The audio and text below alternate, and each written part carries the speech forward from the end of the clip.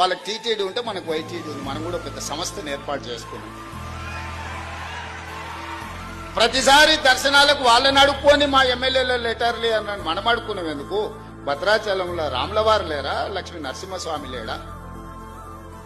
లేకపోతే రామప్పలో శివుడి అంశ లేదా? మనకు మనం మన వాటిని అభివృద్ధి చేసుకోలేదు కాబట్టి, ప్రభుత్వం వాటి మీద దృష్టి పెట్టలేదు కాబట్టి ఈరోజు మనం ఇతరుల వైపు చూస్తున్నాం. భద్రాచలం ఆలయ అభివృద్ధికి భూసేకరణ నిధుల వివరాలు అందించాలన్నారు సీఎం రేవంత్ రెడ్డి. శ్రీరామనవమి తిరుకల్యాణ బ్రహ్మోత్సవాలకు ముఖ్యమంత్రిని ఆహ్వానించారు దేవాదాయ శాఖ మంత్రి కొండా సురేఖ. సీఎంతో పాటు డిప్యూటీ సీఎం భట్టి విక్రమార్క, మంత్రులు తుమ్మల నాగేశ్వరరావుకు ఆహ్వానం అందించారు. ఈ సందర్భంగా శ్రీరామనవమి వాల్ పోస్టర్ ఆవిష్కరించారు సీఎం రేవంత్. ఆలయ అభివృద్ధి పనులను అర్చకులను అడిగి తెలుసుకున్నారు.